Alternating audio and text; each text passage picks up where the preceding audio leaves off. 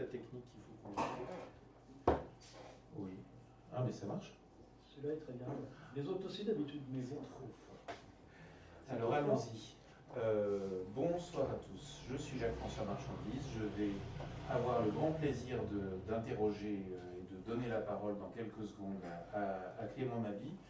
Donc mon activité dans la vie, c'est que je dirige une association qui s'appelle la FING. C'est dans ce contexte-là qu'il y a quelques années, j'ai connu Clément quand il n'était pas encore un chercheur aussi connu qu'il est aujourd'hui, puisque c'était nos travaux à l'époque, quand on n'utilisait pas encore le terme de civic tech, lui ont donné un bac à sable, ainsi qu'à quelques-uns de ses camarades, pour travailler sur ce qui se joue entre le numérique et la démocratie, les formes démocratiques, en venant de travaux sur voilà, aussi bien le débat public, la concertation, des formes institutionnelles du débat public, des formes non institutionnelles du débat public.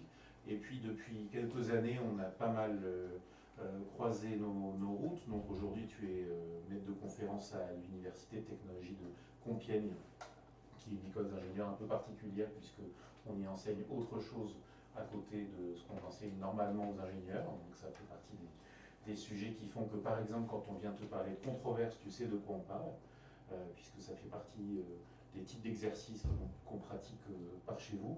Donc aller questionner les objets techniques de façon assez ouverte. Et puis en fait, ce qui est intéressant, quand notamment dans les controverses quantiques que j'adore absolument, on fait intervenir des chercheurs, on les fait venir pas simplement pour qu'ils nous disent la vérité de loin, mais parce qu'en fait, ils ont du terrain. Ce qu'on oublie toujours de dire, et c'est par ça que je voulais commencer, c'est qu'un chercheur, c'est quelqu'un qui passe un temps considérable sur le terrain, avant et après convoquer des concepts, des cadres théoriques explicatifs et tout un ensemble de processus. Et en l'occurrence, je t'ai posé juste avant qu'on commence la question de tes terrains préférés, un petit peu pour vous faire le paysage et pour savoir d'où tu vas parler dans la première partie de ton intervention. Et les 5 que tu m'as cités sont 6 en réalité. Puisque tu m'as parlé de Bure, et avec des choses qui se sont passées autour de l'enfouissement du nucléaire. Tu m'as parlé du Tréport, avec des débats qui ont eu lieu, ont peut-être toujours lieu d'ailleurs, autour des... C'est fini, mais alors Bure, c'est pas fini. Pour un moment d'ailleurs, pour une centaine de milliers d'années. Le Tréport, c'était un débat autour des éoliennes, des parcs éoliens en mer. Et puis tu m'as aussi parlé de Nantes, où tu as en ce moment un terrain, mais ce n'est pas la première fois que tu y travailles, autour de ce qui se joue avec ça s'appelle grand débat, désolé, le grand débat qui s'est joué en 2017 autour de la transition énergétique, qui était un effort mené par la direction du dialogue citoyen de Nantes Métropole, qui était un effort assez costaud pour faire que les gens se positionnent, se prononcent autour des enjeux de la transition énergétique et écologique à Nantes. Et en fait, le terrain que tu as, c'est maintenant, c'est de se poser la question de comment ça embraye sur, au fond, une feuille de route, des actions concrètes de la collectivité, etc. Et puis les deux autres que tu m'as cités, en fait, il y en a un qui peut paraître un petit peu bizarre, qui est la communauté des civic tech. Autrement dit, la communauté des acteurs qui sont dans l'innovation de dispositifs citoyens, démocratiques, numériques. Et donc une communauté en France assez riche et assez structurée que tu es allé regarder de près, puisque tu en connais, tu as plusieurs entrées vers ces endroits-là. Et puis la dernière que tu m'as citée, c'est la commune de Saillans, qui est une commune assez connue, parce que c'est cette commune où les habitants ont choisi, plutôt que d'élire un conseil municipal et un maire de façon classique, en fait, d'avoir une élection collégiale dont tout le monde, ou peut-être pas tout le monde, fait partie au sein de la commune. La transversale de tout ça, c'est le numérique. C'est en fait comment est-ce que les dispositifs numériques vont jouer par rapport à des dispositifs assez classiques de la démocratie pour certains, comme la concertation et le débat public. Et puis, comment est-ce qu'ils vont jouer par rapport à des choses qui bougent, qui vont bouger dans les réseaux sociaux, qui vont bouger, etc., ce dont tu vas nous parler ce soir, avec des questions qui, pour certaines, existaient avant que le numérique existe. Il y a une question très très classique, connue des chercheurs sur le sujet, qui est celle des TLM, et toujours les mêmes, est-ce que, quel que soit le dispositif qu'on met en place, c'est toujours les mêmes qui viennent participer? Et au fond, la question permanente, c'est celle de savoir si les numériques, c'est d'autres toujours les mêmes, est-ce que ça complète le reste, etc. Donc c'est des questions que plusieurs chercheurs traitent, mais que toi tu connais par tes terrains à toi. Et puis une autre question qui va se jouer, dont on va pouvoir parler, et celle-là je ne vais pas la déflorer, c'est la question de la radicalité et des façons dont les échanges en ligne vont favoriser la radicalité. J'espère que j'ai tout à fait spoilé ton intervention. Mais en tout cas, ce sur quoi je voulais insister, c'est juste en plaçant les terrains, c'est qu'on se souvienne du fait que tout ce que tu vas nous mettre en place dans le début de ton intervention, c'est pas des choses abstraites, c'est des choses qui sont fixées, c'est des choses qui sont fondées sur des gens que tu as vus dans les yeux, avec qui tu as fait des entretiens et avec qui tu as passé du temps un peu trop long pour que ça soit juste du temps à leur tendre le micro-trottoir pour savoir ce qu'ils pensent en 2 minutes. Donc merci en tout cas d'avoir fait le déplacement entre 2 journées, 2 terrains précisément à Nantes pour venir à cette controverse. On est vraiment très heureux que tu aies pu accepter. À toi. Eh ben, merci en tout cas de l'invitation. Je suis vraiment ravi d'être avec vous ce soir. Merci Jacques-François pour l'introduction. Il me fait un peu peur, ce micro, mais c'est normal. On discute avec la technique. Finalement, Prends celui à main, c'est ça. Prends celui à main, il est très chouette. ouais, parce que non, je ne sens pas du tout que je vois un truc à côté de moi. Là, Ça marche, ça marche. Tu vois, tu seras jamais à The Voice. Je ne serai jamais à The Voice. C'est tout. Et, C'est chaud. bon. Mais donc, du coup, moi, comme tu l'as bien dit, moi, je suis prof à l'UTC de Compiègne. C'est une école d'ingénieurs. Mais c'est une école d'ingénieurs qui a une petite particularité. C'est que chez nous, en fait, les sciences humaines représentent à peu près 30% du diplôme. Ce qui est écrit sur la porte de la maison, c'est l'ingénieur philosophe. En gros, c'est si tu connais Descartes, tu seras meilleur en maths. Si tu comprends à quoi vont servir tes modèles, tu seras plus fort pour faire des modélisations. Si tu produis des technologies, si tu es capable de penser et d'anticiper leur évolution en société, eh bien, ton travail prend un autre sens. Donc ça, c'est le pari de départ de l'UTC. Moi, en pratique, je m'occupe d'une série de cours autour des controverses, justement. Mon module mes modules, mon ensemble de cours est sous un chapeau qui s'appelle Communication, controverses et technologies. Et mon cours principal, c'est un cours qui s'appelle Sciences et débat public. On essaye justement de brosser un peu tout un tas de choses et tout un tas d'ouvertures qui font en fait que moi, ce qui m'intéresse, peut-être pour le dire le plus simplement possible, c'est la manière dont l'introduction de technologie à la société, ça fait discuter les gens. Moi, je crois que ce que j'adore par-dessus tout, c'est écouter les gens, regarder les gens. Et je regarde comment, en fait, la circulation en société des technologies, bah, ça fait discuter les gens. Et peut-être, avant de commencer aussi, ce que je voulais dire, c'est que je trouve que moi, j'essaie de faire une recherche où, en fait, je passe beaucoup de temps avec des gens. C'est-à-dire que quelque chose que je suis persuadé, c'est que je ne suis pas, en tout cas en tant que chercheur académique, dans une posture où je ne suis pas le seul à avoir des choses à apprendre aux autres. Il me semble que quand on arrive sur des terrains, ce qu'on se rend assez vite compte, si on veut bien le voir, c'est qu'il y a tout un tas d'acteurs qui sont en posture de réflexion, en posture de réflexivité. Des acteurs en position de recherche, il y en a plein. Vous tous ici, vous contribuez à réfléchir à vos pratiques, à réfléchir à qu'est-ce que ça devrait être un Fab Lab, comment ça devrait marcher, à tout un tas de choses. Et du coup, en fait, les acteurs académiques, c'est qu'un des pôles dans cette réflexion-là. Et donc, moi, j'essaye de rester en contact avec les gens qui font. Et je suis intégré dans plusieurs communautés, ce qui me permet d'avoir un œil un peu de l'intérieur et puis de faire quelque chose qui me semble très important, c'est d'essayer de donner un peu de portée sociale, voire même politique à l'occasion, à la connaissance que je produis. De ne pas rester dans une logique où je produis la connaissance, je publie un petit article qui va être lu par les 100 chercheurs qui s'intéressent, mais essayer justement de dire que si on produit des trucs qui peuvent intéresser, autant les diffuser et les discuter en fait. Parce que moi je me rends compte que les choses peut-être les plus intéressantes que j'ai produites, elles sont toujours le fruit d'échanges et de discussions. ce long préambule, tout ça pour vous dire que je suis très content d'être là ce soir, de venir partager avec vous. Et la première chose que je voudrais partager avec vous, c'est peut-être, et avant tout, ma vision du numérique, qui pourra expliquer mon titre.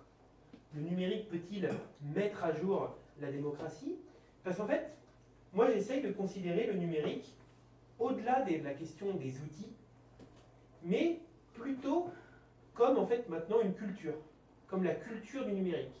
Moi ce qui m'intéresse, c'est ce que l'introduction de technologies dans un milieu social, dans un écosystème, on peut l'appeler de différentes manières, dans un collectif, qu'est-ce que ça change comme pratique?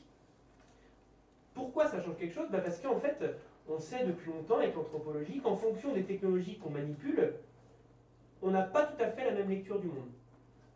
On l'a vu notamment avec l'écriture. C'est-à-dire à partir du moment où on a pu écrire, faire des listes, des tableaux, des formules, on a eu un autre rapport au temps et à l'espace. On dit souvent que l'écriture c'est le début de l'histoire. Il y a eu le langage évidemment, mais l'histoire, c'est à partir du moment où on a pu utiliser un artefact écrit. Je pense des plein de travaux qui ont montré que l'homme avec le marteau n'a pas le même rapport au monde qu'un homme sans marteau. Et ainsi de suite. Et mon idée, derrière tous ces anthropologues, c'est de dire que l'homme équipé des technologies numériques, il n'est pas tout à fait pareil. Il ne voit pas tout à fait le monde de la même manière. Et peut-être la subtilité supplémentaire, c'est qu'en fonction des technologies, il y aura encore différentes visions, en fonction de ce qu'elles vont lui faire faire.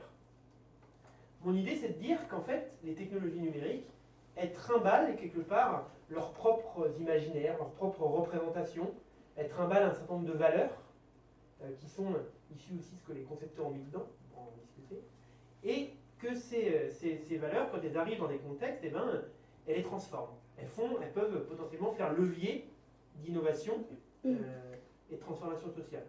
Pour le meilleur et pour le pire, hein, on peut en discuter en fonction du projet dans lequel on les insère. Mais voilà, c'est cette idée, moi j'essaie de m'intéresser d'avoir ce que j'appelle une approche écologique du numérique. Alors, écologique au sens de capter un écosystème, de regarder, de suivre la trajectoire des objets techniques, et de regarder ce que ça vient changer au monde social autour. Et si il y a plein d'exemples de mondes sociaux, comme je viens de dire, qui sont modifiés par le numérique. Je vous ai mis 2 exemples d'initiatives. Par exemple, Reconnect, qui est un outil de ce qu'on appelle un cloud solidaire. C'est un dispositif qui a été installé à l'entrée de centres, qui est fait pour être installé à l'entrée de centres d'hébergement pour des personnes à la rue. Et on leur offre la possibilité d'avoir un espace en ligne, de type Dropbox ou autre, pour pouvoir déposer des copies de pièces d'identité, pour pouvoir faire des démarches administratives en ligne et autres. Et on voit bien comment l'introduction de technologies numériques, parce qu'en fait, et ça vous le savez encore mieux que moi, les technologies pour aller à la rencontre des publics, ça ne se passe pas tout seul. Il faut des gens, là c'est vecteur de lien social. Et on voit bien que ça vient modifier les interactions qu'il pouvait y avoir auparavant. Je vous ai pris un deuxième exemple, c'est Covon, qui est un outil de communication qui a été mis à disposition d'associations à Calais, qui travaillent avec les réfugiés. Et Covon, en fait, c'est un outil pour, quand on parle, l'idée c'est simple, c'est de communiquer quand on ne parle pas la même langue. Et l'idée c'est qu'on peut se géolocaliser, et puis après, il y a différentes étapes comme ça pour instaurer le dialogue autour d'une tablette.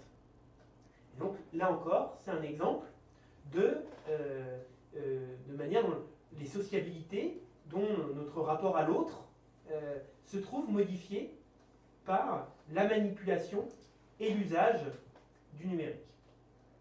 Et donc, si on est d'accord là-dessus, de se dire que le numérique transforme ou rend possible des nouvelles formes de lien social, là-dedans, moi, ma question, c'est qu'est-ce que ça fait à la démocratie?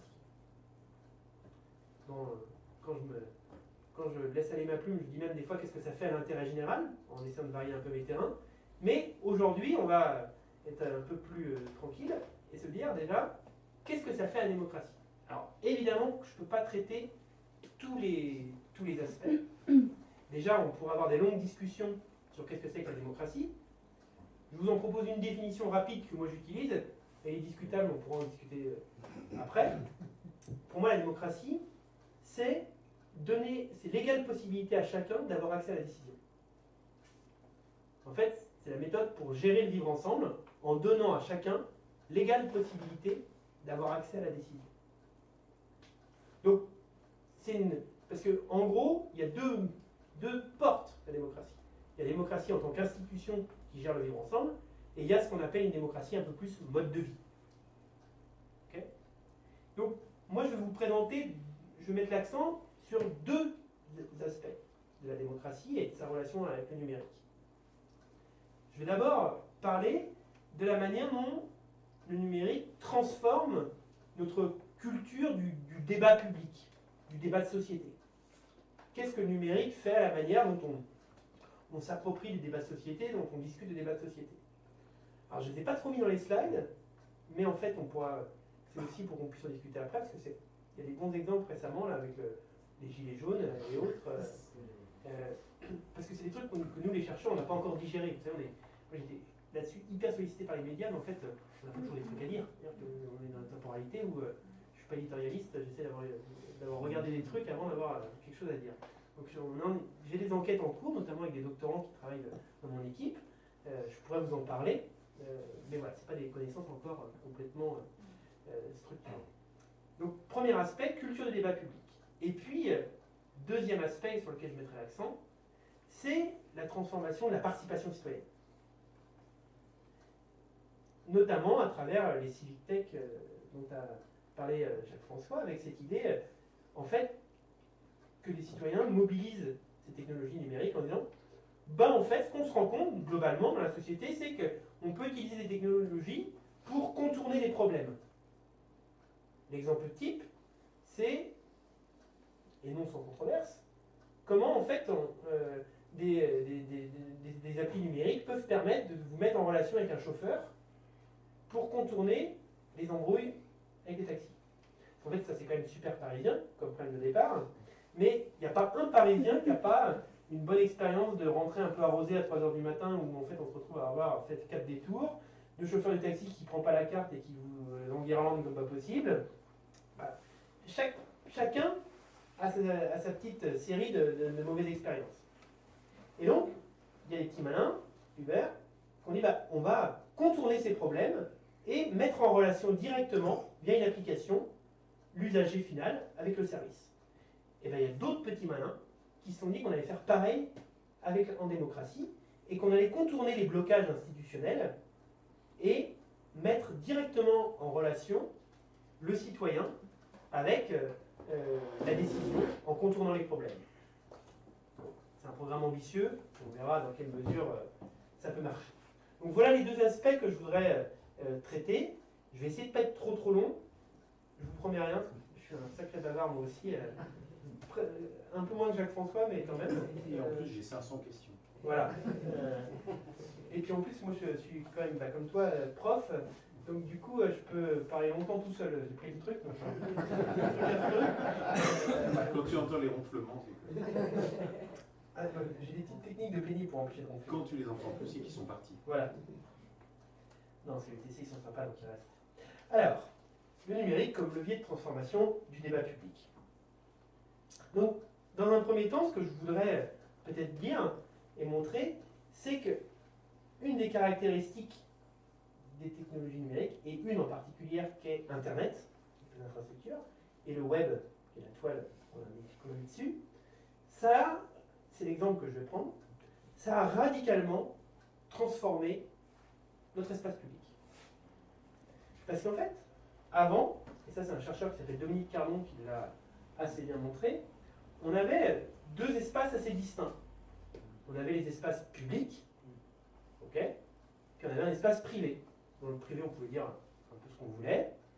Puis pour l'espace public, il y avait des gens, donc c'était le boulot de dire qu'est-ce qui pouvait passer du public au privé. Vous avez une idée de qui ça pouvait être le boulot, par exemple? Jean-Michel Apathy. Jean-Michel Apathy, voilà. Qui t'écoute, en bon journaliste et qui t'écoute pas, mais en tout cas qui décide ce qu'on peut dire ou pas dire. Le roi de France. Le roi de France. Donc les politiques, les journalistes, leur boulot était donc de décider qu'est-ce qui méritait de passer en public. C'est comme ça qu'on peut voir des présidents qui avaient des enfants cachés aux frais de la République pendant 20 ans. Voilà, il y avait un petit entre-soi parisien qui savait, qui était bien content d'en connaître, comme on dit dans notre milieu, et puis qui était... les Anglais, ils les appellent les gatekeepers, les gardiens de la porte. Moi j'aime bien cette expression parce qu'il y a un côté assez Seigneur des Anneaux, assez costaud, là on voit de quoi on parle. Ou maintenant c'est le mur, là, vous savez, dans Game of Thrones, on voit de quoi on parle.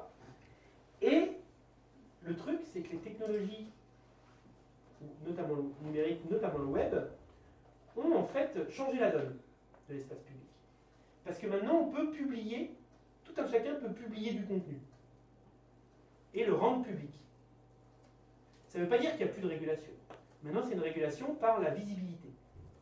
C'est-à-dire que tout un chacun peut mettre en public du contenu, mais ce contenu n'est pas forcément vu par tous. Parce qu'en fait, et c'est là où c'est intéressant de faire un peu d'histoire des technologies, c'est qu'Internet, c'est la rencontre assez improbable entre les militaires américains, en bons pragmatiques, qui voulaient avoir un réseau décentralisé au cas où si les Russes envoyaient une bombe sur Washington, pouvoir récupérer toutes leurs données à Los Angeles. Et à Los Angeles, justement, il y avait aussi les universitaires californiens qui avaient un peu le blues, la post-seconde guerre Vietnam, et qui trouvaient que la société américaine n'était pas franchement dans une vague de progressisme McCarthyiste et autres très passionnante, et qui du coup se sont dit on a l'occasion de recréer un réseau de communication, d'ouvrir un peu et d'avoir un cyberespace de communication.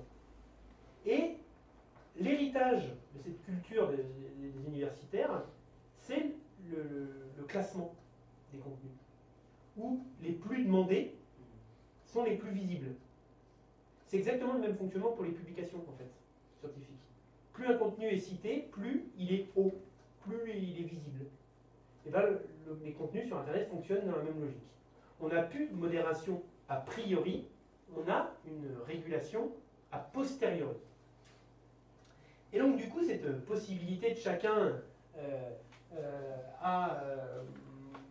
vous voyez, j'ai essayé de schématiser le changement. On est passé d'un modèle où les gatekeepers protègent les médias traditionnels et clarifient vraiment l'accès à l'espace public, à une possibilité où tout un chacun peut échanger avec tout un chacun. Alors. Et l'image de gauche, tu peux la faire en relief dans la pièce à côté. Absolument.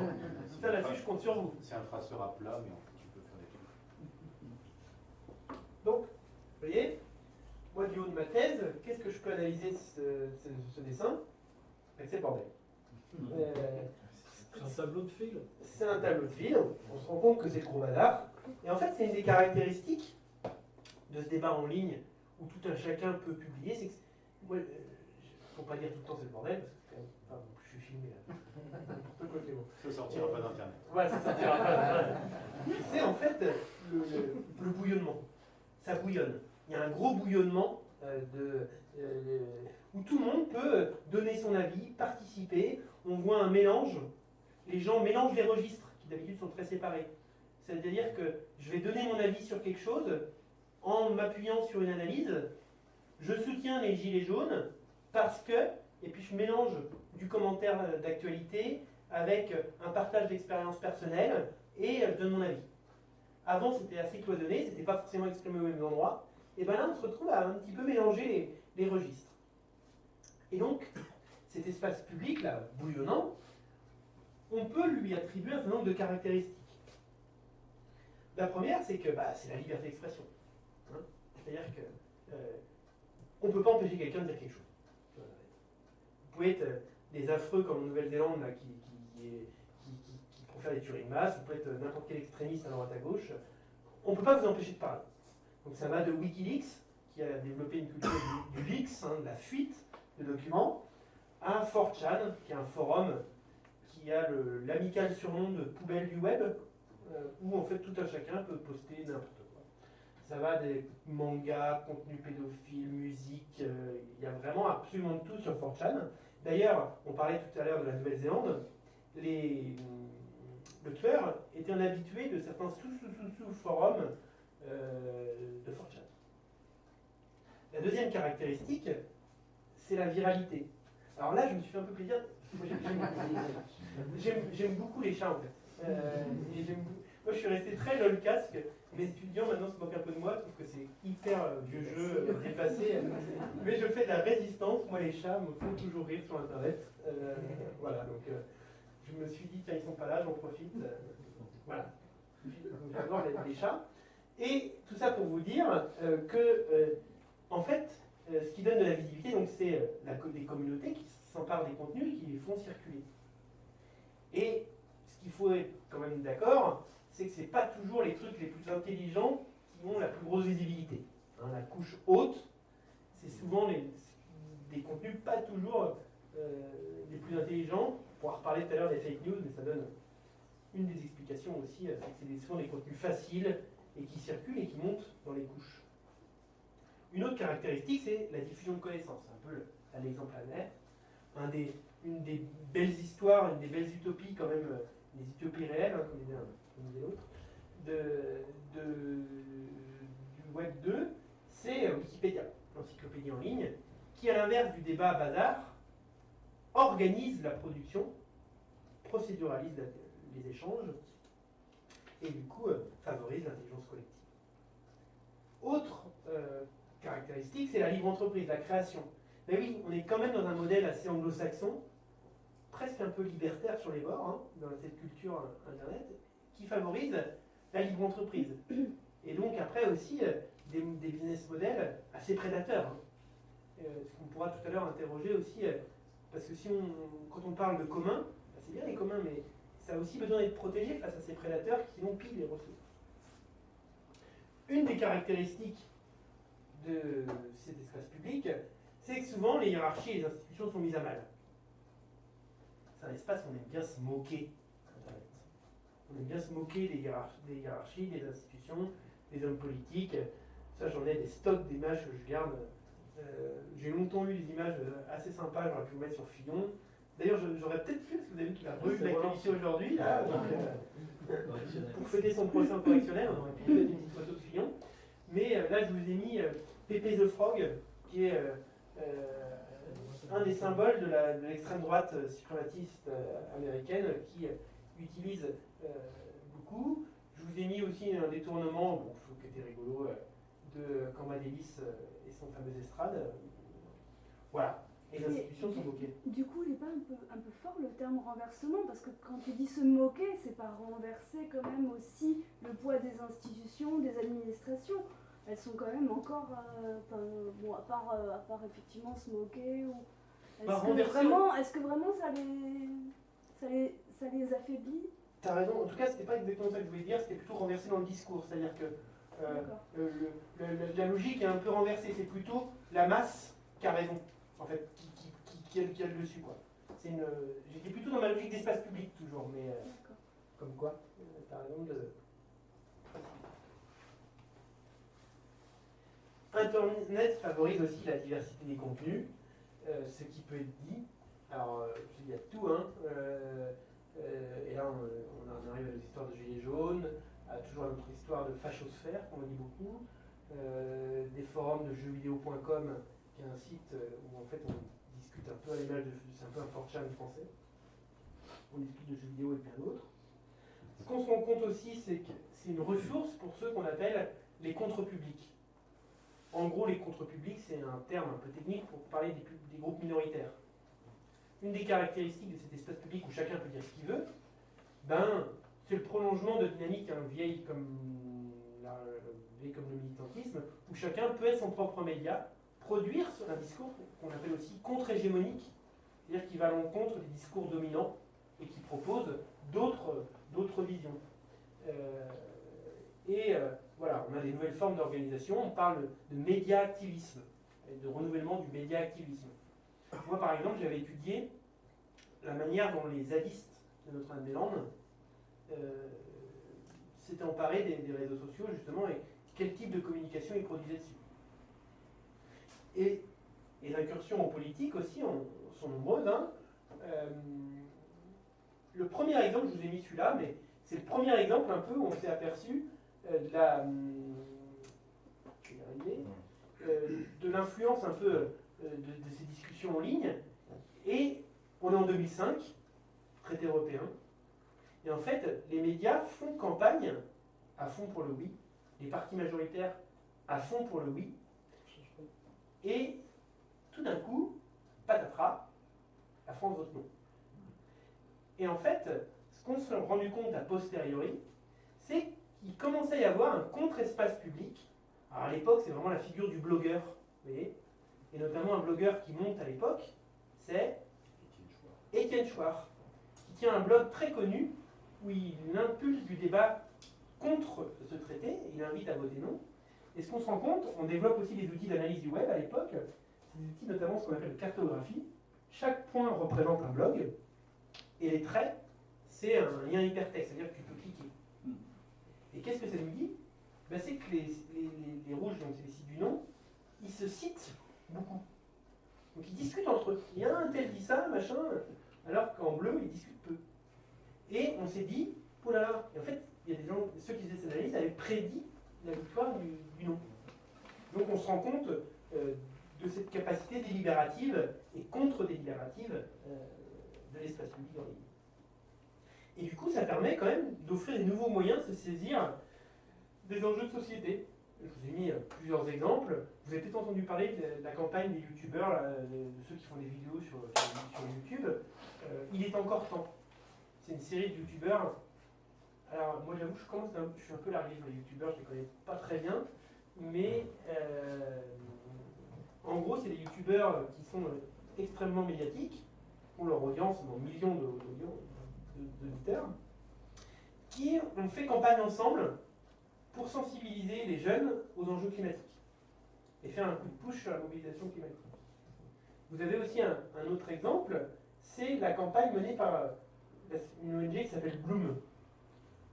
Une Bloom qui est connue parce que celle qui s'occupait de cette ONG, c'est Claire Nouvian, qui allait unifier la gauche du côté de l'espace public. Voilà, ça s'est fait.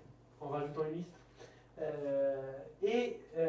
Dans son ONG, ils se sont emparés d'un sujet, la pêche en eau profonde.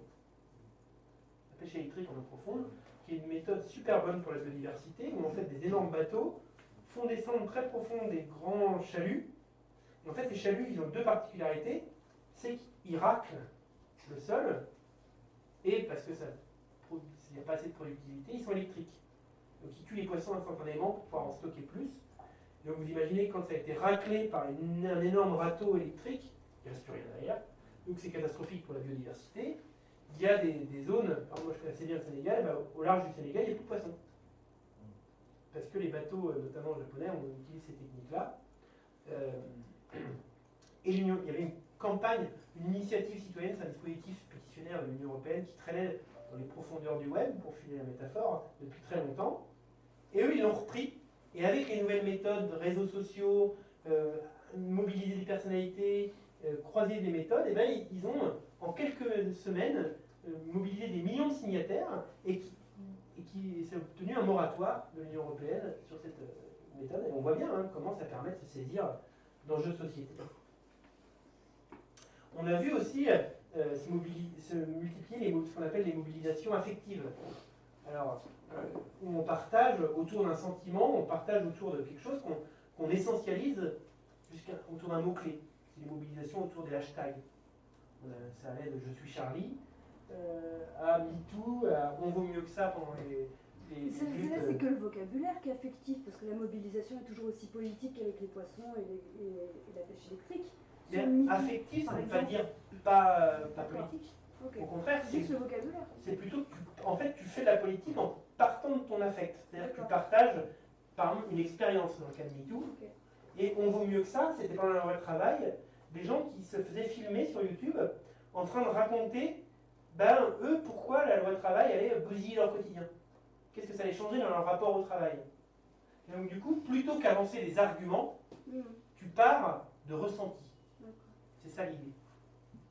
Et déjà, autour de 2015, et la loi travail, on commençait à avoir, et d'ailleurs quelqu'un comme Pierre Rosanvallon, avait déjà eu un peu ce sentiment. Il avait lancé une collection qui s'appelait Raconter la vie. Vous aviez plein de petits livres sur le quotidien de personnes.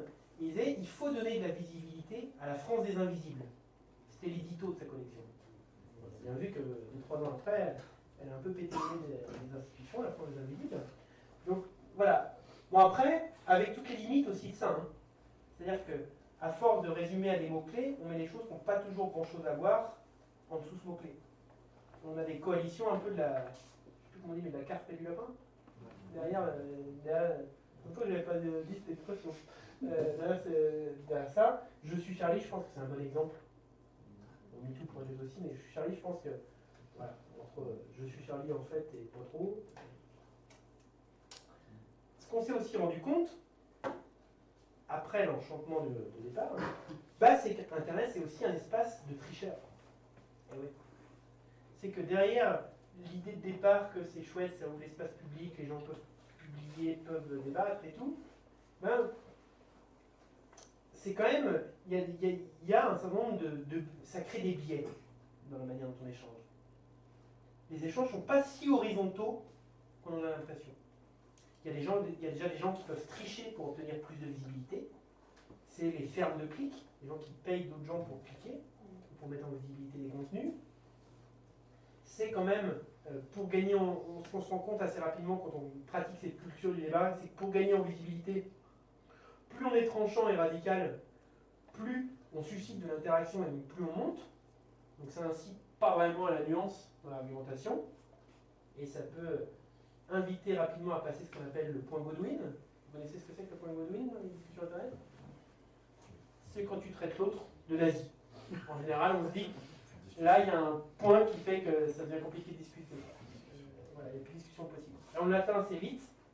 Et une de ces caractéristiques de ces nouvelles un peu outrancières qu'on peut faire monter artificiellement, et ben, c'est justement les fake news dont on parlait. Et puis, une des caractéristiques aussi, dans ces luttes pour la visibilité, c'est la question des bulles de filtre. Qu'est-ce que c'est que les bulles de filtre? Ben, il ne faut quand même pas oublier tous ces espaces qui régulent notre espace public, tous ces acteurs. Il y en a beaucoup qui ont quand même une finalité économique très importante, et donc qui font du business sur du clic. C'est-à-dire que la capacité à fournir de la visibilité, c'est leur business model. Et donc en fait, ils essayent de nous présenter, de nous donner à voir des contenus qui nous invitent à cliquer. Parce que plus on clique, plus ils font de l'argent.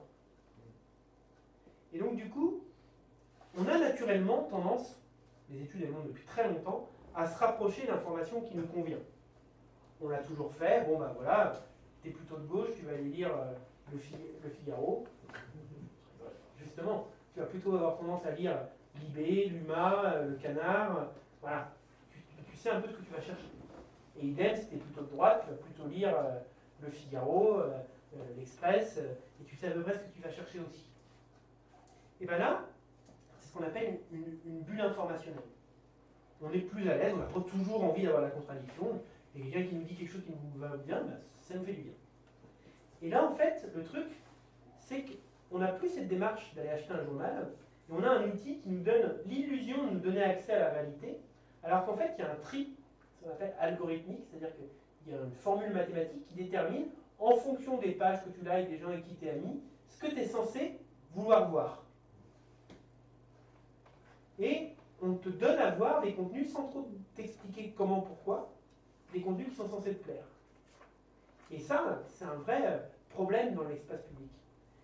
Et à mon avis, c'est aussi quelque chose qui a beaucoup joué dans la montée des Gilets jaunes, notamment parce qu'en fait, il n'y a pas très longtemps, Zuckerberg, qui a eu les ambitions de président des États-Unis, a fait une tournée des États les plus pauvres américains, et à la fin, il a proposé de changer la règle de visibilité sur Facebook et de mettre l'accent sur les groupes plutôt que sur les pages. Et les pages, c'est quand même plutôt traditionnellement des médias et des gens qui ont une visibilité autre, et de favoriser les groupes montés par des internautes pour améliorer, dit-il, l'entraide des communautés. Mais en fait, on s'est rendu compte que pour les Gilets jaunes, notamment, par exemple, quand vous rentriez dans des groupes, et ben du coup, votre fil d'actualité était complètement colonisé. Vous avez l'impression que tout le monde était à fond Gilets jaunes, ça vous renforçait dans la mécanique et vous aviez l'impression d'avoir plus accès qu'à ça comme contenu. Donc voilà, ce sera à discuter de ça. Et on voit bien hein, que les campagnes électorales sont de plus en plus un peu en difficulté, parce que justement, elles circulent dans des espaces. En plus, ce qu'on se rend compte de plus en plus, c'est que Facebook, on commence à développer des règles de régulation un peu. Pour l'instant, on a un embryon, mais il y a des pistes. Parce que vous savez, en fait, là, on arrive à un moment où les politiques se penchent vraiment sur la question de la régulation. Ils nous en réservent des bonnes, à mon avis, y compris un peu liberticide en termes de liberté d'expression, mais là, ils ont très envie de réguler. Comme je dis souvent en rigolant, regulation is coming. Game of Thrones, parce que là, les politiques se disent, attends, avec votre business model, vous êtes en train d'empiéter sur le nôtre, les élections. À vouloir pourrir les élections, là vous allez voir qu'ils vont faire quelque chose. Mais ça se développe aussi sur des réseaux qui sont de plus en plus cryptés, typiquement WhatsApp, Telegram.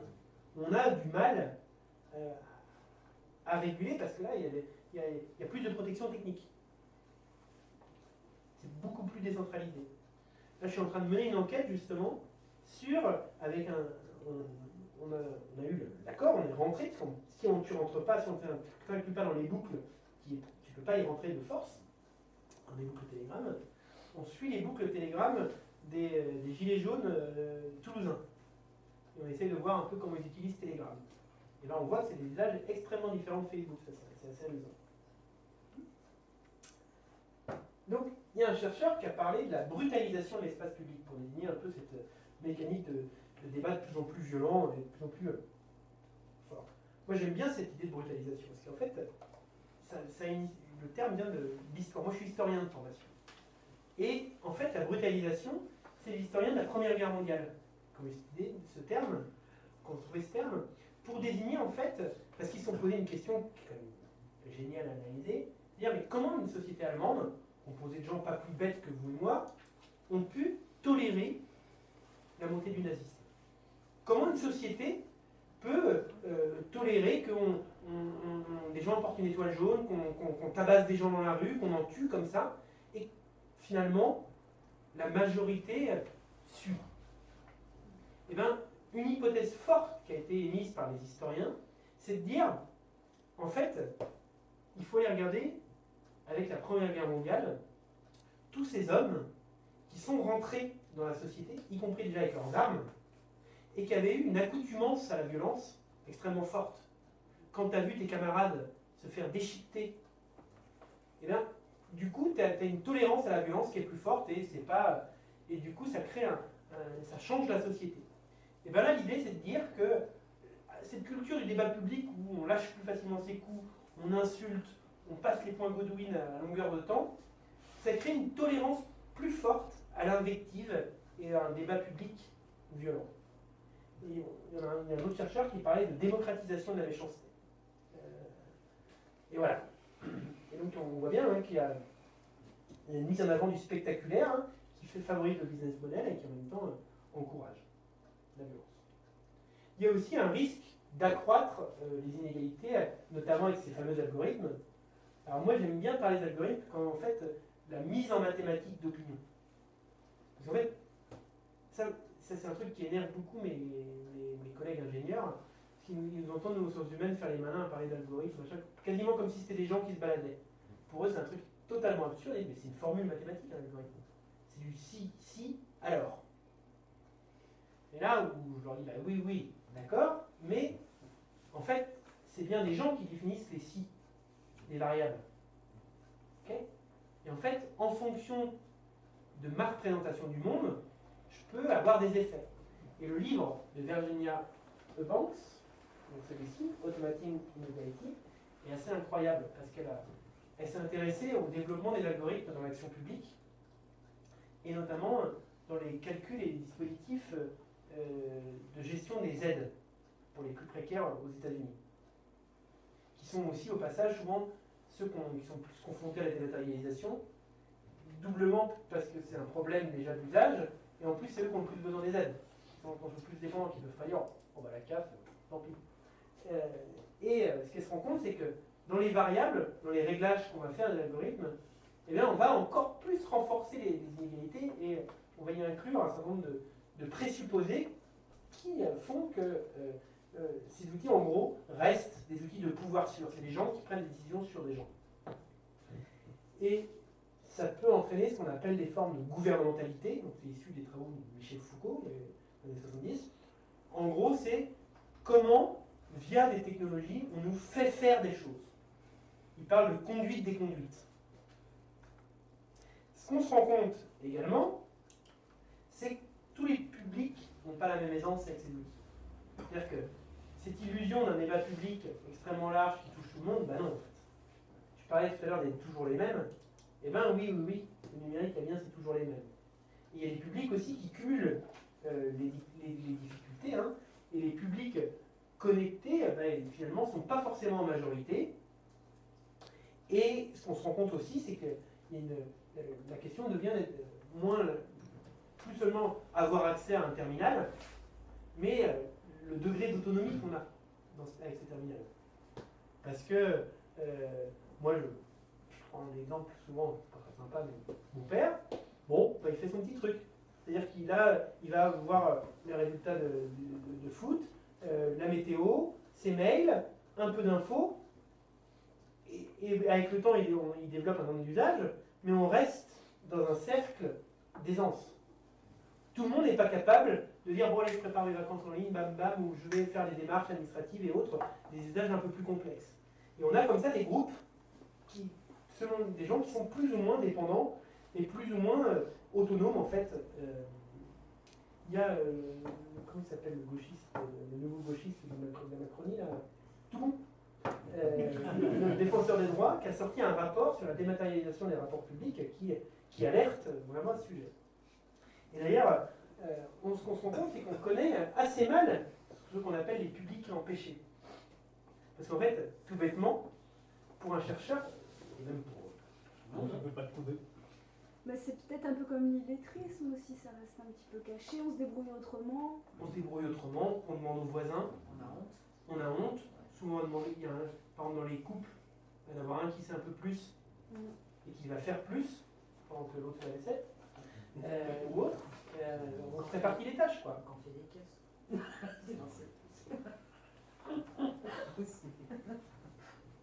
Tu vois, il y a plein de petits arrangements possibles, quoi. Et on se rend compte qu'on a du mal à mesurer le manque d'autonomie. C'est pas si évident, ça dépend beaucoup des contextes, ça dépend des besoins aussi. Parce que ça, l'enquête Capacity qu'avait dirigée Jacques-François l'a bien montré, c'est-à-dire qu'un des facteurs pour déterminer cette autonomie, c'est aussi la densité de ton réseau de sociabilité autour de toi. Tout le monde n'a pas les mêmes besoins d'autonomie. Donc c'est difficile de mettre des crans. Mais en gros, je vous ai mis quelques-uns des chiffres. Là, l'agence du numérique, l'État, parle de 13 millions de Français qui demeurent éloignés du numérique, qui n'utilisent pas ou peu Internet et qui sont en difficulté avec ses usages. Le CREDOC, en gros c'est les statistiques, 12% des Français qui n'utilisent pas Internet. Capacity, dans la partie plus stats, 16% de non-internautes et 12% de distants, avec un usage très limité. Et 75% de ces 16%, de ces 12% qui n'effectuent pas de démarche. France Stratégie, qui est un organe de prospective du Premier ministre, 28%, donc là il n'hésite pas, 14 millions de Français quand même, pour avoir une idée des chiffres, hein, sur le nombre de Français éloignés du numérique. Donc on voit bien hein, que... on fera une prochaine controverse sur ces chiffres. Oui, mais voilà, c'est juste que 14 millions, entre 13 et 14 millions, c'est pas rien. Quoi. Donc quand on dit le débat public pour tous, bah, pas tout à fait pour tous. Bon, là on pourrait en parler longtemps, mais ça fait du bien de se le rappeler. Donc je vois le temps qui passe, en fait je parle super longtemps.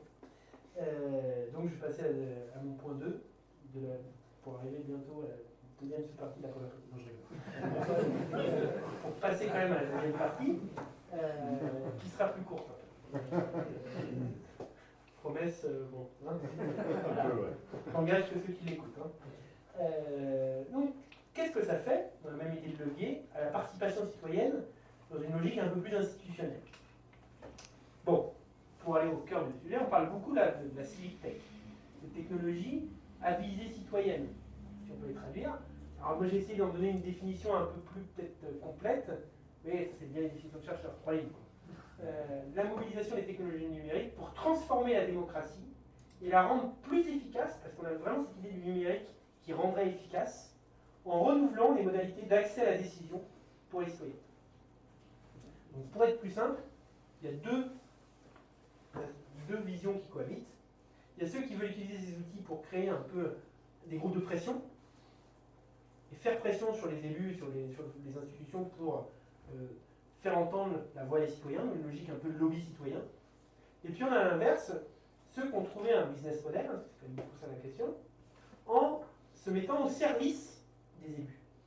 En venant souvent d'ailleurs équiper numériquement les espaces de démocratie participative qui existaient avant. En disant aux élus, voilà, on a des outils super, et ce qu'on va permettre, on va vous permettre d'avoir une nouvelle relation, d'avoir une nouvelle forme de dialogue avec les citoyens. Et grâce à nous, vous allez pouvoir communiquer avec les citoyens. Bon, donc on a ces deux visions.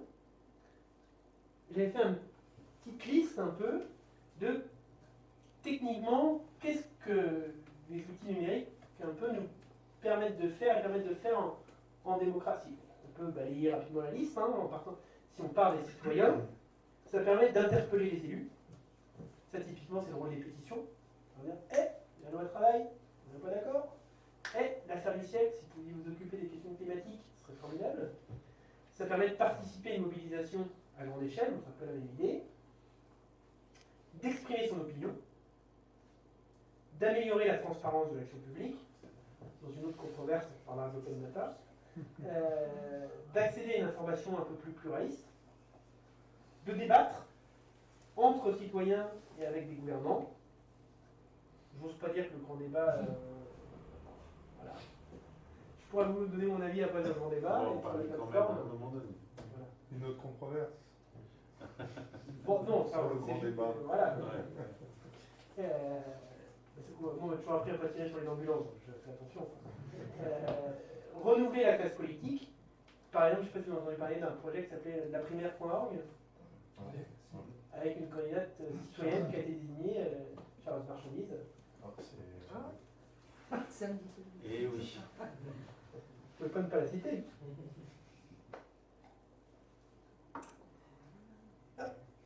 Et du coup, j'avais essayé d'organiser un peu tout ça. Parce qu'il y a plein d'initiatives, ça foisonne. Et le constat que j'avais fait, quand on regarde un peu la manière dont elles sont souvent rangées et classées, c'est que souvent, on les classe plutôt par rapport à leur fonctionnalité. Okay, on dit, c'est un forum, c'est une application, c'est un machin. On parle de fonctionnalité technique. Moi j'ai dit, mais non, il faut essayer d'une part de partir, comme je l'avais fait juste avant, de ce que ça permet de faire aux citoyens en démocratie. Et en fait, j'avais essayé de les classer autour de deux tensions fortes en démocratie. D'abord, c'est le pourquoi, qu'est-ce qu'elles veulent faire. Est-ce qu'elles veulent approfondir le fonctionnement de la démocratie, c'est-à-dire améliorer le système tel qu'il est, ou au contraire, le transformer. Et la verticale, c'est comment. Est-ce qu'on est dans une logique, alors ce qu'on appelle de contre-démocratie. Contre-démocratie, c'est le point de Roland avec cette idée de on reste en dehors vigilant, en fait, c'est des citoyens vigilants qui font pression depuis l'extérieur, ou au contraire, est-ce qu'on collabore? Donc ça, c'est une vieille question de sciences politiques, hein. Il y a même de philo. Hein. Est-ce qu'il vaut mieux rester à l'extérieur, faire pression depuis l'extérieur, ou au contraire, rentrer dans le système et collaborer avec le système pour le faire changer de l'intérieur? Bolchevique ou menchevique. Voilà. Est-ce qu'il faut la CIPA ou les zadistes, les indignés ou Podemos? Voilà, on n'est pas les premiers et les derniers à se poser la question, mais Avec un nuancier à chaque fois. voilà. Du curseur. Voilà. Et évidemment, il y a Le fils s'est épinglé sur la croix. Oui, c'est ça. Bah, ouais. Bon. Et du coup, j'en ai essayé d'en tirer 4 grandes familles. La première famille, c'est ceux qui veulent approfondir la démocratie, donc qui s'intéressent au système qui existe déjà, et qui restent indépendants. Ceux-là, les critiques externes. Donc eux, ils veulent pas manger dans la main des institutions, mais en même temps, leur point de vue, c'est de dire, nous, ce qu'on veut, c'est d'abord et avant tout que les institutions fonctionnent bien. Et le numérique nous permet de faire ça. Un exemple, c'est une association qui s'appelle Regard Citoyen, qui a produit une plateforme qui s'appelle nosdéputés.fr, où en fait, grâce au numérique, ils mettent en données, en stats, toutes les informations sur les activités de nos parlementaires. Et donc après, libre aux citoyens vigilants et actifs de regarder et de dire, tiens, là on a voté la loi renseignement, t'étais où? Ah. Puis là, décembre, qu'est-ce que je disais là? C'est marrant, c'est là on a voté la loi sur le glyphosate, comment ça se fait que t'étais pas là? Et voilà, on peut discuter. Et puis en gris, vous voyez, c'est là où c'est vraiment les vacances. Bon, on ne peut pas rajouter ça, ces grilles De quoi? les grilles de tout ce qui a été voté. Si. Bien sûr que si. Si, je suis à la trace. Si, tu peux suivre vraiment la trace. Et d'ailleurs, le cher député maintenant flippe de leurs stats.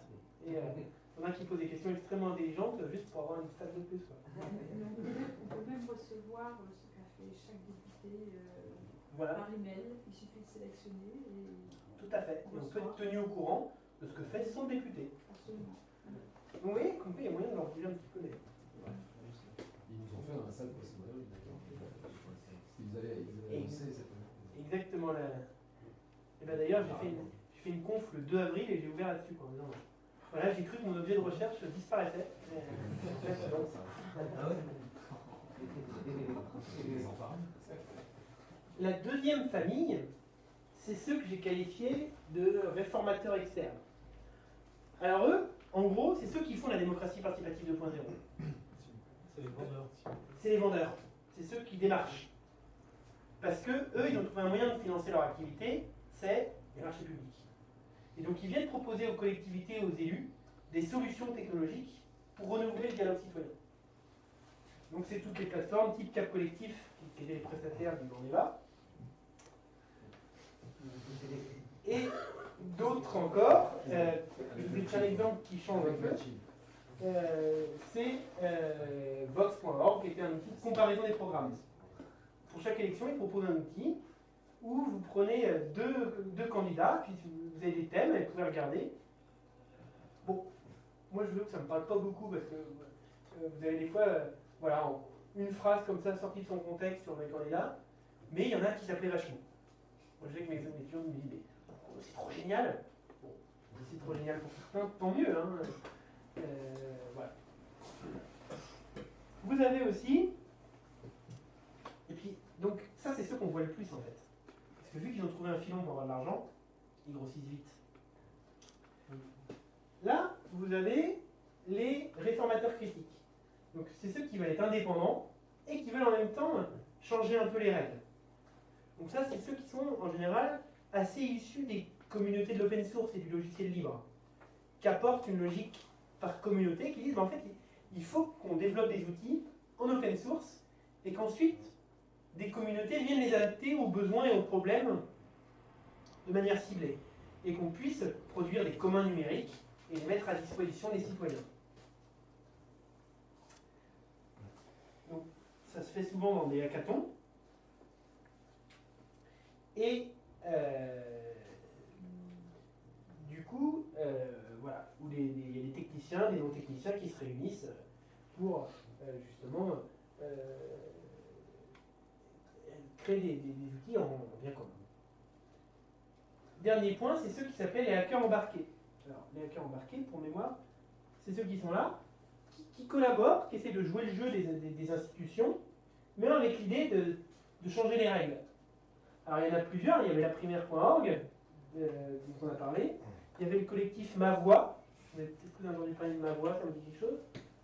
Qui, en gros, avait l'idée d'envoyer des candidats tirés au sort aux législatives pour qu'après, avec une plateforme en ligne, on puisse dire aux députés quoi voter. Mais Ma Voix, un truc qu'il faut quand même dire, ils avaient la palme absolue de la plus belle affiche et du meilleur slogan. C'est-à-dire que leur affiche était un miroir et leur slogan, c'était « Nous sommes celles et ceux que nous attendions ». Je trouve que c'est génial. Donc eux, la palme de la plus belle affiche. Voilà. Mais il y a des trucs plus mignons. Je vous ai mis un exemple plus mignon pour être méchant. C'est des outils comme Parlement et Citoyen, qui, on pourra tout à l'heure parler de civic washing. On a beaucoup parlé de greenwashing à l'époque, mais là on arrive au civic washing, où en fait, l'idée était bonne au départ, généreuse à l'origine, mais très abstraite dans la pratique. En fait, l'idée est de dire, on va utiliser ces outils pour améliorer un problème des institutions, c'est le rôle des lobbies autour de l'écriture de la loi. Et là, on va déposer sur la plateforme des projets de loi, et on va permettre aux citoyens de venir en débattre, proposer de nouveaux amendements, de discuter des projets de loi. Et en disant, peut-être que ça va, pareil, c'est que ça va rééquilibrer un peu les lobbies qui d'habitude tournent dans les ministères, et bien nous aussi on aura comme ça nos lobbies. Bon, les résultats sont modiques, parce qu'en fait, je vous donne un exemple, mais vous allez tout de suite comprendre à quel point nos politiques sont des gens formidables et qui ont une capacité de récupération quasi sans fin. Un de ceux qui a sollicité l'association et la plateforme, c'est Bruno Le Maire, à l'époque où c'était le renouveau, vous savez, Bruno. Et il avait fait un truc sur le non-cumul des mandats. En disant, je posais un projet de loi sur le non-cumul. Paf, projet de loi, sur la plateforme, ça discute, il y a plein de contributions, les gens ont plein d'idées. Il revient, il se filme en faisant un petit compte rendu en disant, bah merci beaucoup, hein. Franchement, vous m'avez plein d'idées, je vais faire un super projet de loi, je vais le déposer. Il dépose, craque son groupe, c'était pas à l'époque très républicain, c'était UMP, dit non. Très étonnant. Il portait pas, hein, il voulait pas porter le projet sur la loi sur le non-cumul. Et Bruno il dit, bah, désolé, hein, j'ai fait ce que j'ai pu. Mais donc du coup, en attendant, il s'est acheté une bonne conscience militante, un truc très citoyen, à pas cher. Lui, il s'est juste filmé sur YouTube, je ne sais même pas si c'est lui ou ses assistants qui ont lu les contributions. Ça lui a pris un quart d'heure, et il se fait un petit citizen washing en accéléré. Bref, on peut en reparler. Bon, j'arrive à la fin, pour de vrai. Enfin, à peine, il me reste 3 slides quand même. Hein. Deux résultats majeurs. Il y a une tension entre deux visions de la civic tech. Entre d'un côté ce que j'appelle gentiment les civic startups, qui sont là pour laver la démocratie plus blanc que blanc, et le civic hacking, qui sont dans une optique plutôt militante de mobiliser les communautés. Et il y a un risque qu'en fait, si le seul business model de tout ça, ça reste uniquement les marchés publics, que ces formes d'expression citoyenne deviennent, ou ce que j'ai appelé de l'expression sponsorisée, quoi. Et finalement, voilà, on voit une tension très forte entre un marché démocratique et une approche par les biens communs. Je vous ai fait un petit tableau récapitulatif des avantages et limites. Les avantages, quand même, ça permet d'élargir l'assiette. C'est-à-dire qu'il y a les faits toujours les mêmes, mais ce n'est pas les mêmes que dans les espaces présentiels. Ça facilite quand même des formes de confrontation d'arguments. Ça améliore la circulation de l'information et de la transparence. Ça renouvelle les interactions avec les décideurs. Le risque de tout ça, c'est que ça accentue le civic washing. Et oui, parce qu'en fait, il y a plein de trucs, c'est pas des mauvaises idées. Mais si vous brandissez ces plateformes imparfaites et vous dites, ça y est, j'ai la modalité, maintenant c'est réglé la question du dialogue citoyen. En fait, la cause est perdue. C'est-à-dire que le truc, à partir du moment où l'élu dit, j'ai la solution, c'est bon, alors c'est une solution extrêmement imparfaite, forcément c'est négatif. Et là on a bien vu, et ça, sur la plateforme du grand débat, c'est un excellent exemple d'une catastrophe démocratique en fait. C'est un bon coup politique, mais c'est un mauvais coup démocratique, notamment parce qu'en fait, on a des choses sur qui parle dans ces grosses plateformes, on a des masses de contenu, il y a de la visibilité sur les thèmes, des tendances, et en fait on ne sait rien des gens qui parlent. On ne sait rien qui parle vraiment. Si c'est des lobbies, on a que le code postal. Donc est-ce que c'est des lobbies? Il y a une étude du Monde qui a étudié Corpus qui a montré que la plateforme du grand débat, il y avait près de 50% des contributions qui étaient des doublons. Des fermiers, ils habitaient tous dans une ferme. Hein? Ça vous donne quand même une idée. Et finalement, cette faiblesse méthodologique, c'est un argument politique. Parce que c'est vaste, il y a plein de tendances, on peut piocher, dire bah, les Français, ils ont eu un ras-le-bol fiscal. Et puis si on arrive et qu'on dit bah non, les Français, ils ont demandé le RIC, on peut vous dire ah ouais, mais vu la faiblesse méthodologique, est-ce que c'est C'était représentatif? plié, c'était ce qu'ils voulaient. Ben oui, ils se sont fait leur outil où ils peuvent à la fois dire qu'ils t'écoutent et en même temps te mettre à distance. Il y a quand même un manque de représentativité sociale. Parce que les petits bouts d'enquête qu'on commence à voir, parce que c'est quand même pas évident avec Internet de savoir qui parle derrière une personne, une phrase célèbre, nobody know if you're a dog. C'est un peu vrai, mais les petits bouts d'enquête montrent que les utilisateurs sont relativement à l'image de leurs concepteurs, c'est-à-dire des blancs urbains de classe moyenne. Mais après, je dis ça un peu de provoque, mais est-ce que c'est si grave que ça d'ailleurs?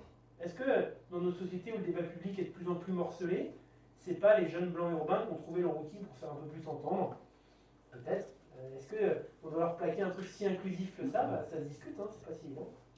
Il y a quand même un problème de pas de modèle économique. Tous ces gens qui veulent en vivre, eh ben, quand même, pour l'instant, il y a 2 modèles économiques. J'en ai mis qu'un, j'étais vache. Donc, soit on collabore avec les pouvoirs publics et on répond à des marchés publics, avec des fois une portée critique qui se retrouve limitée. C'est-à-dire que si vous êtes, regardez une petite collectivité, pensez-vous vraiment que le maire va payer une plateforme pour se faire pourrir par ses administrés? Non. La réponse est non. Ça vient du bon sens. Voilà. Et le seul modèle indépendant, quand même, si on veut vraiment faire de l'argent, c'est vendre des données. Autant de problème. Et puis il y a la question, on pourra parler de veille. Normalement, j'avais dit que j'en parlais plus parce que ça m'énerve vraiment.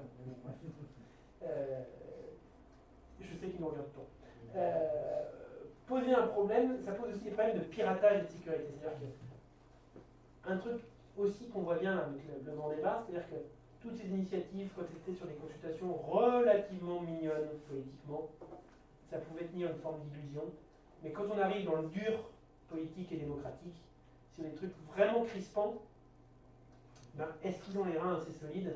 Est-ce que c'est assez fiable? Est-ce qu'on peut prouver vraiment que c'est pas piraté, que l'algorithme ne vous montre pas ce qu'il veut vous montrer? Voilà, c'est quand même pas complètement clean. Bon, je vais aller très vite. Hein. J'ai essayé de typologiser un peu tout ça en disant qu'en fait, plutôt que de parler de participation, j'essaie de mettre des gradients avec une forme qui serait la contribution, on donne son avis en effectuant une tâche, avec un acteur public qui est là pour vous écouter, c'est le citoyen contributeur. Ensuite, il y aurait la forme de collaboration, on fait ensemble, mais pas forcément à égalité. On peut collaborer avec Amazon Turk, vous savez, la plateforme, et du coup là on discute. Mais c'est le pouvoir public qui garde la main, c'est le citoyen qui veut réformer. Et puis, quand on est horizontal et sur un pied d'égalité, on serait dans une logique de coopération. Et là on co-construit, on aurait un citoyen plus transformateur. Tout ça pour vous montrer, et c'est un peu indigeste à la fin cette slide, mais que il y a des graduants, et en fait, en fonction des configurations, en fonction du projet qu'on injecte dans ces outils, on peut faire tout un tas de choses. Et là, c'est vraiment mon dernier slide, après je me tais. Bon, au moins j'arrête. Voilà. Je rappelais juste que le numérique, plus qu'une question d'outils, c'est une culture qui rend compte quand même d'une demande d'horizontalité de la société. Il faut prendre au sérieux. Il y a un potentiel transformateur important, mais il ne faut pas non plus sous-estimer les problèmes que ça pose. Ce ne sera pas la solution démocratique, ça c'est clair. Mais quand même, et pour finir sur une touche, voilà, je pense que mobiliser le numérique dans tout ça, eh ben, ça peut, si c'est fait avec un certain nombre de valeurs, si c'est inscrit dans un projet politique qui le rend possible, ça permet, à mon avis, d'accompagner la démocratie sur 3 des défis les plus forts qu'elle a en ce moment. D'abord, protéger une vision de la démocratie comme expression de la volonté du peuple, et pas forcément des oligarchies. Réussir à valoriser des formes de citoyenneté diversifiées, qu'on arrête avec cette idée d'écraser la citoyenneté sur le vote. Et peut-être j'ai enlevé le rhum, mais mettre l'action publique en capacité de lutter contre les inégalités, et qui est quand même, à mon sens, les 3 défis majeurs de nos sociétés autour de la question démocratique. Voilà, merci beaucoup de votre attention.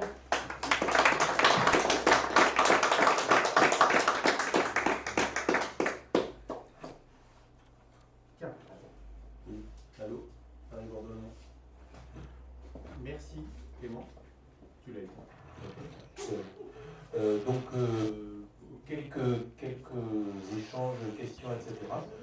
laisser la parole. Je vais vous laisser la parole si vous avez des questions à poser. Moi, j'en ai beaucoup. Et donc, est-ce que je pose la première ou est-ce que c'est vous? La prise de parole, ça fait partie du pouvoir. Puis on peut y aller tranquille. Non, moi, je voulais juste prendre deux ou trois aspects de ton intervention. Donc, je te remercie vraiment, c'était très, très riche et très généreux. Le premier aspect, je reviens sur les choses que tu as dites au tout début, en disant en fait l'intérêt, les choses qui t'intéressent, c'est comment les objets techniques font discuter. Et j'ai l'impression qu'un des sujets qu'on voit apparaître en filigrane dans une partie de tes objets d'études et aussi une partie des choses qui nous intéressent entre le grand débat, les gilets jaunes, tout un ensemble d'histoires récentes, c'est comment en fait les espaces numériques, tu nous en as montré toutes les limites, mais les dispositifs numériques sont aussi des dispositifs à refabriquer de la conversation qui peut-être faisait défaut et refabriquer le fait qu'on parle de politique dans la société, ce qui était quelque chose qui, au fond, était en voie de disparition. À pas mal d'endroits, il y a une grande dépolitisation. Et est-ce qu'il n'y a pas aussi ce facteur de repolitisation qui s'est joué, même si on a bien entendu ce que tu disais avec, en gros, la prime à la méchanceté et la prime à la radicalité un peu gratuite par la viralité. Est-ce qu'il n'y a pas aussi quelque chose qui est de l'ordre de la réactivation de ce qu'on appelle les liens faibles? Si je précise un peu ma question, vous savez, c'est tout un ensemble de travaux on en a parlé d'ailleurs dans d'autres controverses de quantique, qui consistaient à dire est-ce que nos amis Facebook sont nos amis, etc. Et en fait, toute l'histoire qui consiste à dire une partie de la micro-conversation ordinaire est nécessaire pour qu'ensuite on soit dans un espace de lien fort. Et le champ de la participation démocratique, c'est le lien fort. C'est-à-dire le moment où je vais sortir du bois pour dire voilà ce que je pense, voilà ce qu'on veut pour la société, etc., il faut peut-être s'être parlé avant. Et peut-être qu'un des champs du numérique, c'est celui de réveiller la conversation. Tout à fait. Et ça, c'est quelque chose qui illustre extrêmement bien le mouvement des Gilets jaunes. Et la capacité qu'ils ont eue à s'emparer, au-delà de la partie infiniment plus importante peut-être sur les ronds-points, mais moi je me suis plus... Encore une fois, j'ai toujours une focale, je parle de ce que je regarde. Et donc, notamment, en fait, moi je travaille avec un doctorant, dont je co-encadre la thèse, qui travaille sur, en fait, la question que je lui avais posée au départ, c'est de dire, tu vois, le concept de contre-démocratie dont je parlais tout à l'heure, dans quelle mesure il est lui aussi transformé, quel levier il y a qui vient de changer en contexte numérique. Est-ce que Internet rend les citoyens plus vigilants? Et il travaille sur la médiatisation des violences policières. Au début, un peu énervé, il me travaillait sur le cop-watching, vous savez, les pratiques où les gens vont voir les citoyens. Et patatras est arrivé les gilets jaunes, et donc du coup, là, il s'intéresse à ça. Et quelque chose qu'on voit, c'est qu'en fait, il y a des contenus, pendant le mouvement, qui arrivent à rompre les bulles de filtre, qui arrivent à être plus robustes et à circuler. Et un des critères explicatifs qu'on arrive à identifier, c'est que ces arguments ont été forgés au sein de petites communautés, ont été forgés dans des groupes Facebook, des espaces plus protégés. Vous savez, dans d'autres secteurs de la société, on valorise des discussions non mixtes. Et bien, ça vient des mouvements féministes qui disent que des fois, il y a des problématiques que les femmes veulent aborder entre elles. Il y a des militants là, qu'on parle aussi sur les questions des discriminations raciales. Je dis ça un peu de manière provoque, et bien peut-être qu'en ligne, un des avantages, c'est que ça permet aussi à des groupes avec une forte homogénéité idéologique de discuter, d'échanger, de forger un point de vue, de se rassurer. La question que je me pose, c'est est-ce qu'ils ne discutent pas qu'entre eux? On avait reçu Dominique Carbon pour une controverse, et il nous parlait de ces bulles. C'est-à-dire sur les réseaux sociaux, on a l'impression qu'on discute à plusieurs, mais en fin de compte, on discute à 10-15 qui partageons les mêmes valeurs souvent. Donc est-ce qu'il y a un réel échange sur les réseaux sociaux? Moi je vois sur le compte Twitter, sur les Gilets jaunes, j'ai un ami qui est pro-Gilets jaunes, donc je reçois, mais j'ai l'impression que c'est très biaisé en fait. Il a un angle d'information, et moi j'en ai d'autres puisque je ne suis pas dans ce mouvement-là. Je vois bien, je me dis, est-ce que ça sort de cette bulle-là un jour, ou est-ce que ça reste Alors ça, tu vois, c'est ce que dans mon intervention, j'allais plutôt dans être d'accord avec toi et dire attention.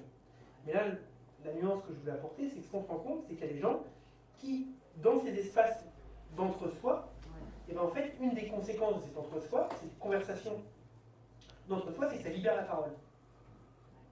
Ça libère aussi les colères. Et ça la légitime. Et du coup, tu te sens un peu plus légitime à venir gueuler. Ou ça peut construire la pensée. Voilà, et c'est comme tourner cette fois sa langue. Oui. C'est un peu comme tourner cette fois sa langue dans sa bouche, sauf qu'on le fait en groupe avant que ça sorte sur le. Exactement. Ouais. Et puis même, moi, je voulais rebondir juste sur le fait que tout le temps on dit ouais ça s'envenime les discussions sur Twitter ou sur machin. En fait, parfois ça part très chaud. Il y a cette idée de point Godwin comme quoi on va toujours vers le haut. C'est pas vrai. Parfois on s'embrouille. Enfin, il y a quelqu'un qui va faire un truc un peu outrancier. On parle derrière en baissant le ton. Lui il baisse le ton, machin. Puis à la fin on dit ouais, on est comme dans un bar avec un peu d'alcool quoi. On est d'accord en fait. Ou enfin chacun a un peu micro commun. Donc ça existe aussi sur Twitter ou sur. Voilà. Mais en fait, les communautés, mais tu as raison là-dessus de préciser, les communautés s'autorégulent quand même. C'est pas non plus la guerre permanente.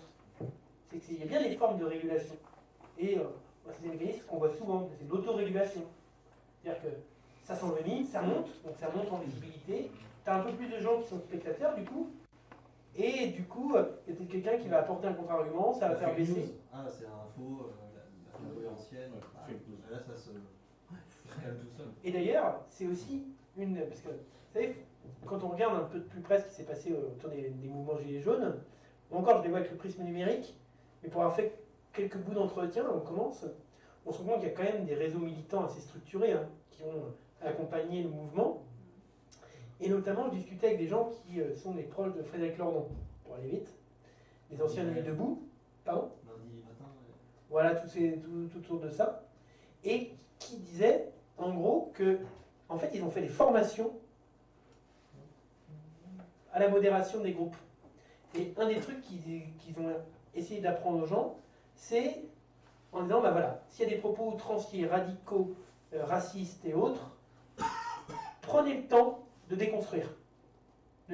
N'excluez pas a priori, pour justement essayer d'inventer une nouvelle forme de modération. Et c'était le cas au début du mouvement. Et je ne sais pas si vous avez vu maintenant, et d'ailleurs c'est assez visible, la plupart des groupes sont passés en privé. Vous ne pouvez plus, comme ça, adhérer à des groupes, la plupart des groupes Gilets jaunes, maintenant on ne peut plus y adhérer comme ça. Et apparemment, je me suis fait jeter de certains groupes que je regardais. Pourquoi? Parce que, par curiosité, j'adhérais aussi à des groupes de, vous savez, de l'autre côté. Bah oui, qui semble logique pour faire une bonne information. Et il y a une chasse aux espions. C'est énorme. que les RG ont commencé à... Oui, il y a aussi la présence de la police, C'est ça, hein. surtout des réseaux Non. pour Oui, mais je pense que c'est pour mettre ton groupe en privé que tu empêcheras les RG de venir te voir. C'est entendu, mais c'est un élément. Mais ça s'est vu. Non, c'est pas C'est forcément un toi, élément mais à c'est prendre pour en le compte. sentiment que tu donnes à ceux qui sont membres du groupe. Il y a quand même qui vont pas se retrouver avec les flics à 6h du mat à la porte de chez eux. Voilà. Moi, je trouve ce qui est dérangeant en réalité sur Internet et le débat d'Internet, c'est toute la partie, alors algorithme ou pas, en tout cas ces fameuses personnes qui cliquent, qui donnent un avis, qui like, et c'est vrai que c'en est insupportable. C'est vrai que c'est Parce que c'est super compliqué de réussir à pouvoir avoir en tout cas une information dont tu es sûr d'une certaine réalité, quoi. Non, et même quand on se tape une armée de trolls sur le dos, c'est vraiment désespérant. On se dit qu'on est trop petit et trop... moi, je sais que je me suis beaucoup tapé les trolls, soit macronistes, soit pro-glyphosate. En fait, à un moment, on n'en peut plus de parler, quoi, parce qu'ils sont Il y a un épuisement qui va. et là... Et c'est fait pour, quoi. Ouais, c'est ça, c'est la marée, c'est vraiment les zombies dans Game of Thrones. Mais Plus le mesurer ce qui est vrai et puis ce que pensent les gens, quoi. En vrai. Et le truc, c'est que le dispositif de lobby, il existait avant Internet. Et Internet a juste décuplé la puissance des lobbies. Mais c'est vrai que l'exemple de la pêche électrique, les Hollandais réussissent encore à avoir la permission hein, de continuer à pêcher en électrique. Mais c'est vrai qu'en très peu de temps, ils ont réussi à mobiliser. Mais tu disais que ça avait démarré quand la pêche électrique, les premiers combats contre la pêche électrique? Parce qu'habituellement, dans les fenêtres d'ouverture des politiques publiques, on est sur 10-15 ans. Alors est-ce qu'il y a une accélération du temps et de la réaction Ah non, la pêche électrique est. Ouais, c'est. Ah non, la pêche électrique, ça existe depuis vachement plus de temps que ça. Ça veut dire que quand les mecs ont monté Act Up, où ils étaient 4 dans un groupe fermé autour d'une table à boire des coups et à dire qu'il faut faire quelque chose pour lutter sur la problème. Et comment on en est venu à des mesures publiques et à une prise en compte par les pouvoirs publics? Est-ce qu'effectivement aujourd'hui, dans le même cas de figure, mais il y a certainement d'autres cas de figure, il y a une capacité d'empowerment, d'accélération, de capacité du citoyen? Est-ce qu'elle est augmentée? Est-ce que ça va plus vite?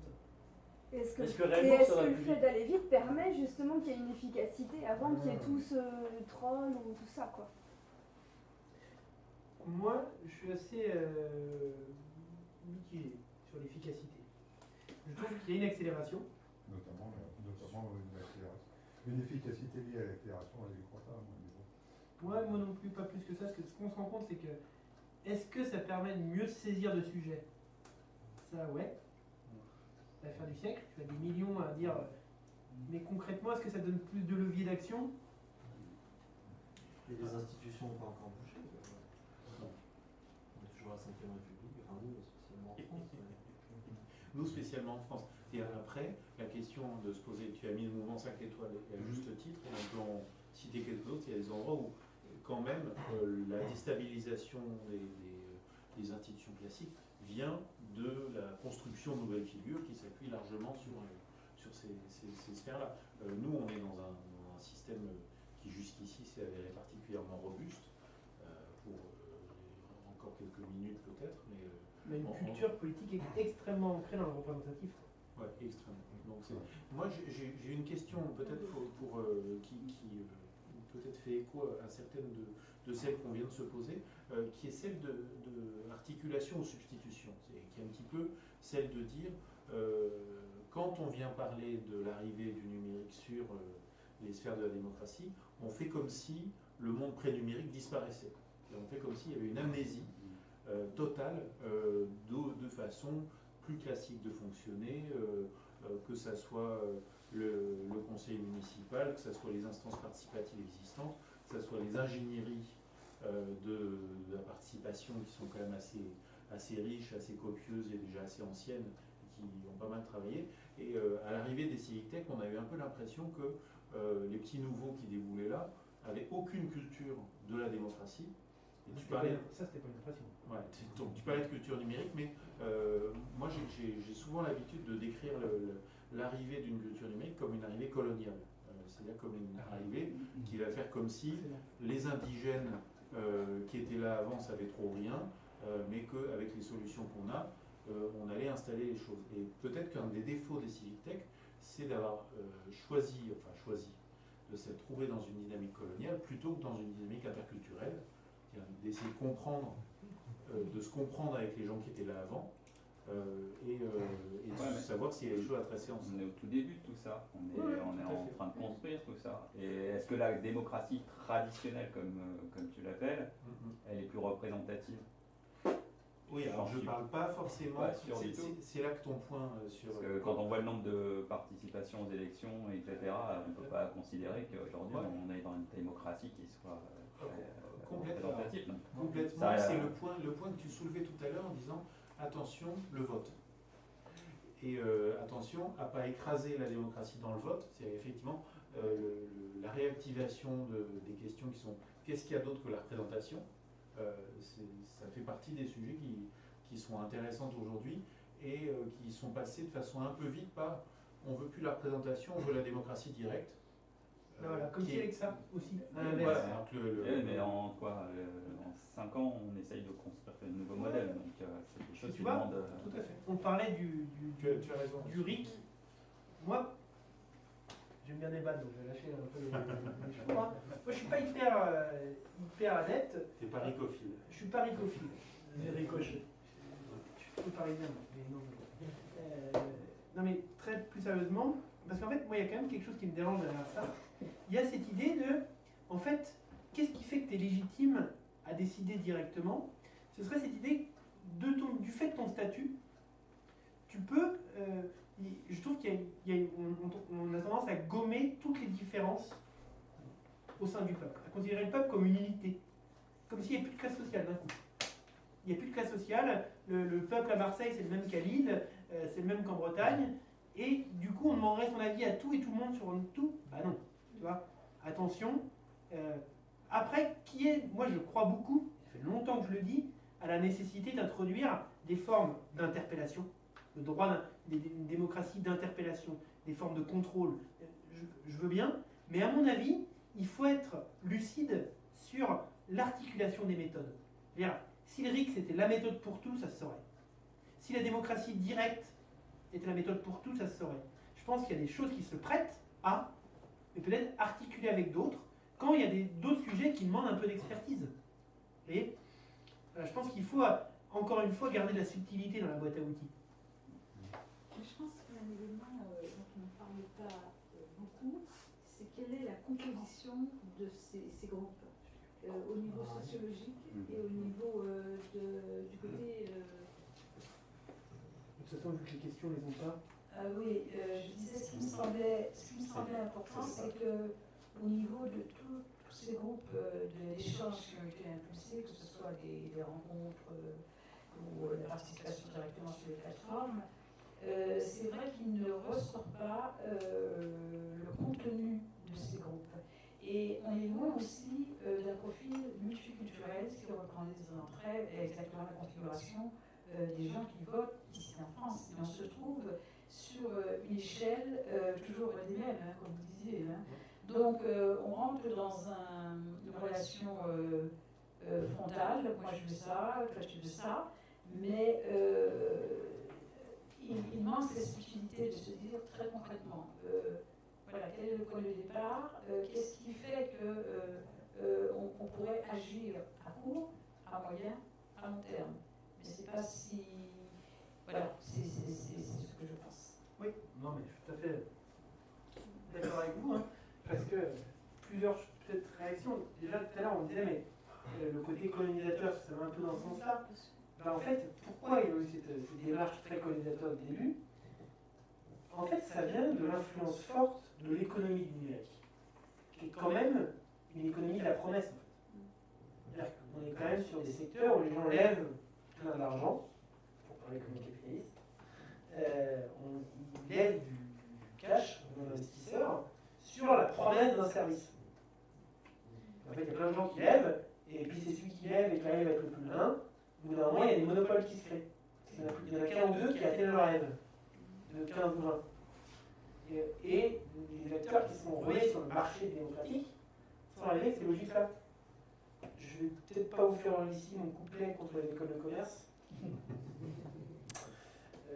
Ne tentez pas trop. Pas de marque, pas de marque.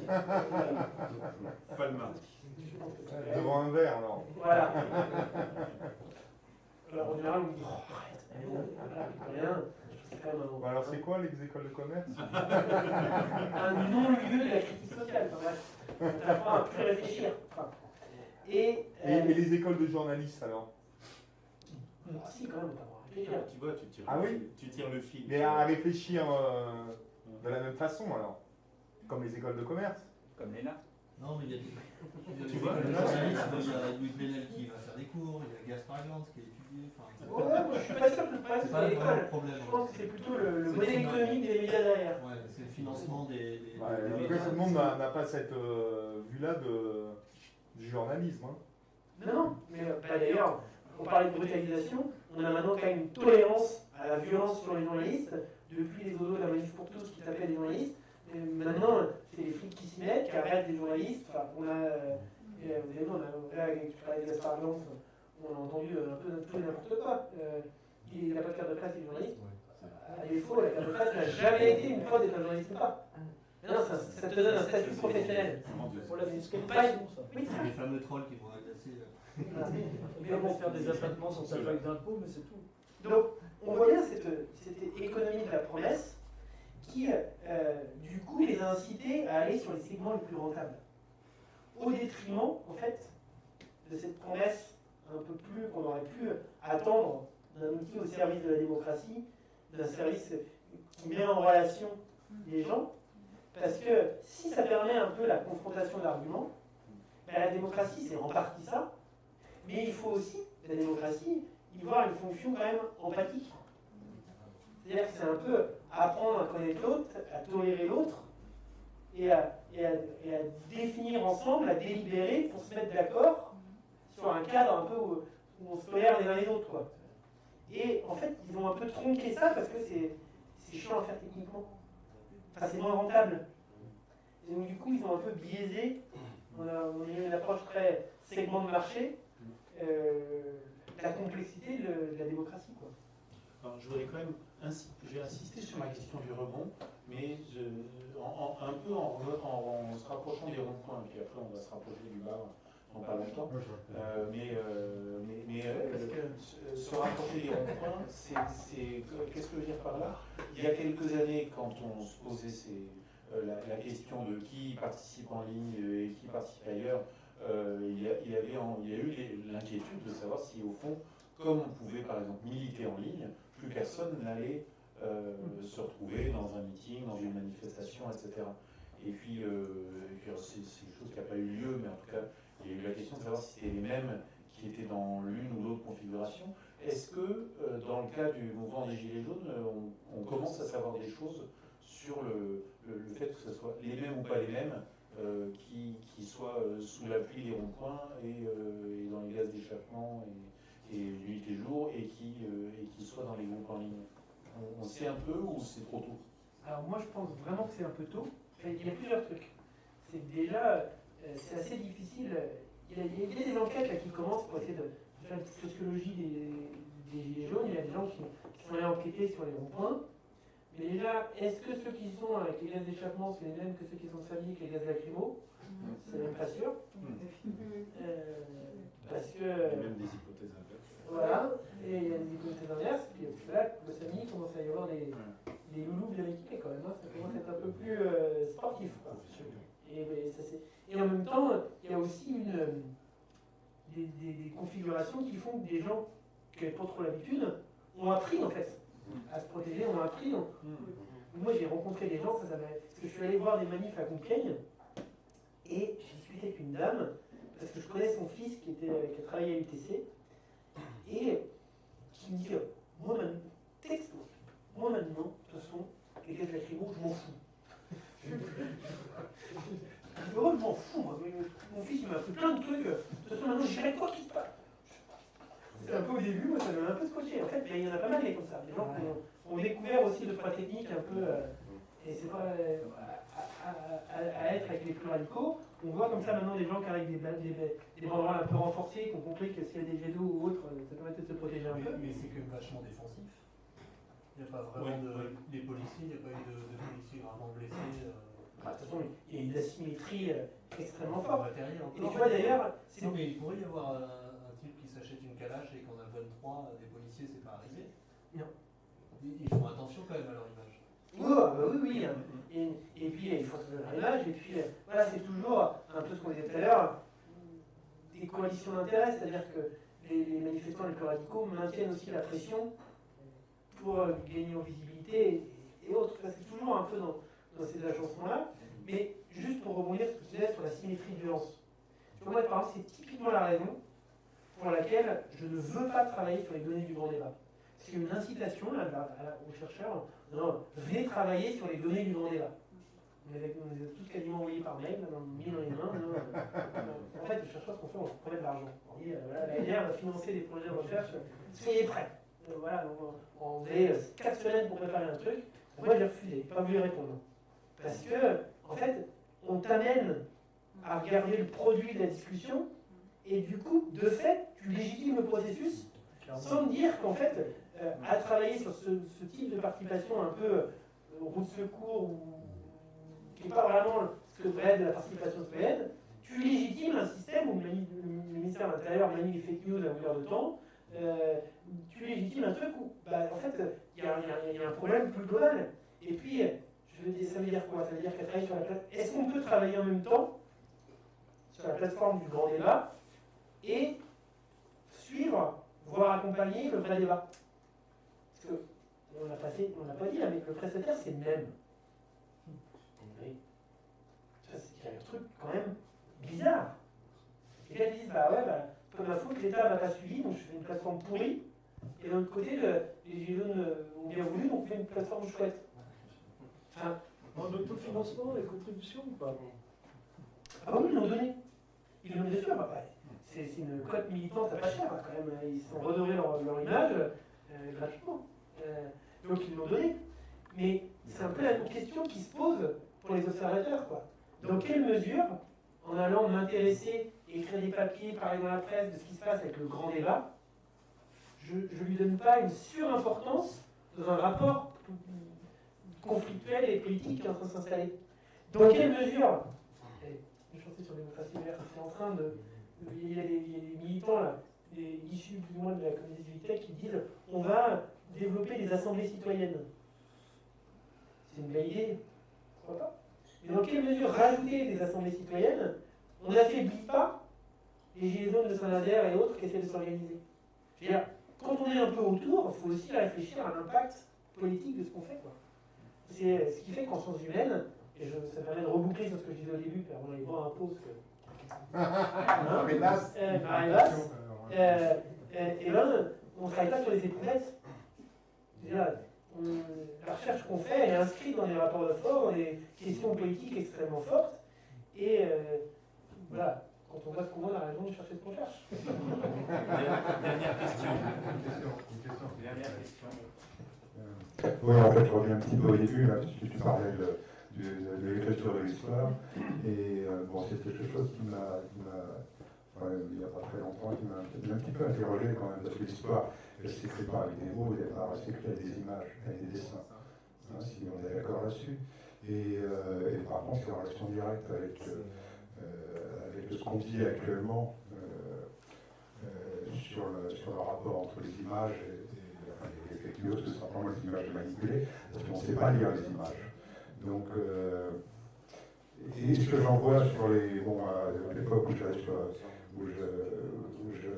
consultais un petit peu Facebook, c'est que du contenu écrit, j'en voyais passer, allez, 1%, 2%, c'était 9 fois sur 10.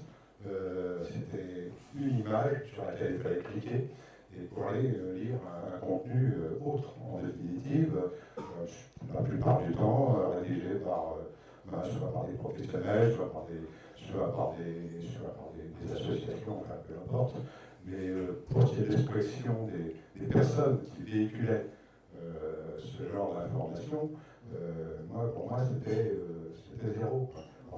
En fait, l'information, et ça me gêne vraiment beaucoup quand même que certains ou certaines puissent prétendre s'informer là-dessus.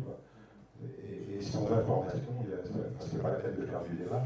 S'il n'y a pas d'information pluraliste, puis le débat ne sert à rien. Et obligatoirement, on ne peut pas déboucher sur les bonnes décisions. Alors après, peu importe de savoir ce qu'il va décider. Hein. Ouais, je suis assez d'accord. Non, mais c'est vrai que de toute façon, voilà, il faut la démocratie, il faut que pour qu'une participation soit active, il faut qu'elle soit informée. C'est-à-dire, on a besoin d'expertise pour pouvoir donner son avis. Et donc, c'est aussi d'où ma conviction que tout le monde ne peut pas donner son avis sur tout. Et qu'on a besoin de mécanismes délégatifs. Et je fais attention de ne pas dire la représentation, parce que c'est quand même très connoté, mais moi je crois beaucoup à des formes de délégation, d'expertise à d'autres. Et on a besoin de mécanismes capacitants, comme on a dit conversé dans le premier élément sur l'instruction publique, c'est-à-dire que l'instruction et la démocratie, ça va un petit peu ensemble. Alors grand merci Clément. Merci à vous. Pour vos questions aussi. À la Frédéric Duloc pour son accueil, on n'est pas juste dans n'importe quel Fab Lab, hein. Je pense qu'on est dans la crème de la crème, là, qui, je le pense, hein, vous êtes connu worldwide, Et merci à Philippe, à l'équipe de Quantique, aux bénévoles et à tout le monde, parce qu'une fois encore, 32e controverse. Waouh. Bravo. Bravo.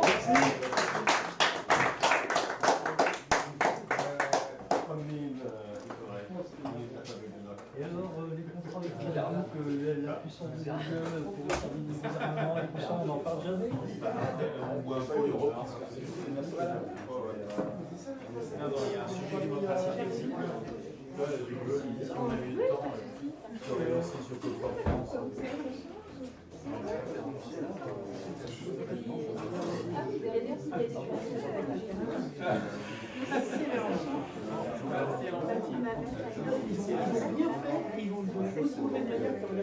C'est la même histoire. Mais c'est la même histoire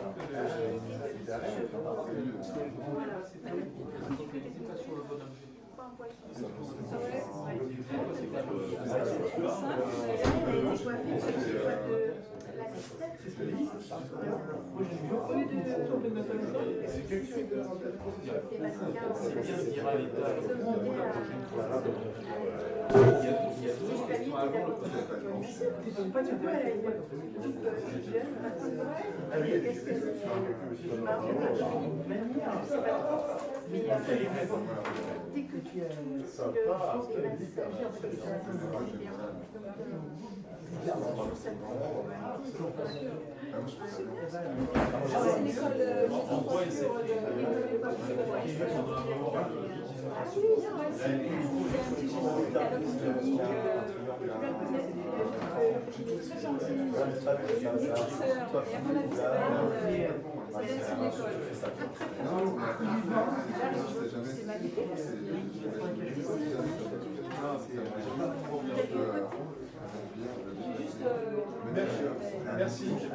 Merci. C'est vraiment toujours sympathique ces moments. C'est vrai que la dernière année sur les villes connectées sur la ville de Rennes. Je t'en remercie. C'était excellent.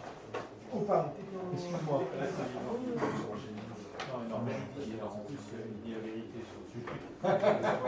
Faut pas lui dire un peu. Non, il est dedans, il est dans la machine. Il est chargé de le faire. Par rapport à la captation, il faut avoir des programmes utiles. Non, et c'est vrai que c'est vraiment. Alors, le seul truc qui m'ennuie, c'est que j'ai pas les droits que ça monte dans l'image.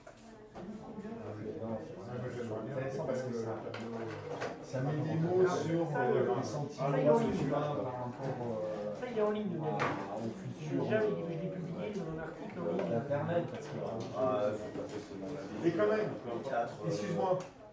Première interdiction de la pêche électrique prononcée par l'UE en 1998.